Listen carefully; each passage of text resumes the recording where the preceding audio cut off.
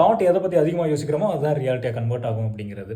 ஒரு எம்ப்ளாய் வந்து இனிமேல் இந்த கம்பெனி நான் ஒர்க் பண்ண போகிறது கிடையாது, அதனால் ரெசிக்னேஷன் அக்செப்ட் பண்ணிக்கோங்க அப்படின்ட்டு ஹெச்ஆர்ட்ட சொல்லும்போது ஹெச்ஆர் வந்து என்ன காரணம் அப்படின்னு கேட்குறாப்புல. உடனே எம்ப்ளாய் சொல்கிறாப்புல, ஆஃபீஸ் பாலிடிக்ஸ் நிறைய பேர் பேசுகிறாங்க, நிறைய பேர் காசிப்பிங் பண்ணுறாங்க, எனக்கு அது பிடிக்கவே இல்லை. சரி, ஓகே, ரெசிக்னேஷன் அக்செப்ட் பண்ணிக்கிறேன், பட் ஒரே ஒரு டாஸ்க் மட்டும் பண்ணி முடியும். ஒரு கிளாஸ் ஆஃப் வாட்டர் எடுத்து கையில் கொடுத்துட்டு நம்ம ஆஃபீஸ் கேம்பஸை கம்ப்ளீட்டாக சுற்றி வா, ஆனால் ஒரு ட்ராப் ஆஃப் வாட்டர் கூட கீழே சிந்தக்கூடாது. அந்த எம்ப்ளாயி அந்த டாஸ்க்கை கம்ப்ளீட்டாக பண்ணி முடிச்சிட்டாப்புல, சிங்கிள் ட்ராப் ஆஃப் வாட்டர் கூட கீழே சிந்தவே இல்லை. உடனே ஹெச்ஆர் கேட்குறாப்புல, இந்த ஆஃபீஸ் பாலிடிக்ஸ் பேசுகிறவங்க, காசிப்பிங் பண்ணவங்க, இது அவங்கெல்லாம் பேசிகிட்டு இருந்தாங்களா நீ சுற்றி வரும்போது? இல்லை, பேசவே இல்லை. ஆக்சுவலாக பேசிகிட்டு இருந்தாங்க, ஆனால் உன் ஃபோக்கஸ் ஃபுல்லாக அந்த கிளாஸ் ஆஃப் வாட்டரில் இருந்துச்சு, அவங்கக்கிட்ட இல்லை. அதான் ரியாலிட்டி அப்படின்னாங்களாம். அப்போ தான் அந்த எம்ப்ளாய்க்கு உண்மை என்ன அப்படிங்கிறது புரிய ஆரம்பிச்சிச்சான். இங்கே டிஸ்ட்ராக்ஷன்ஸ் இல்லாத உலகம் கிடையவே கிடையாது, அதே மாதிரி பிரச்சனை இல்லாத மனுஷனும் கிடையவே கிடையாது.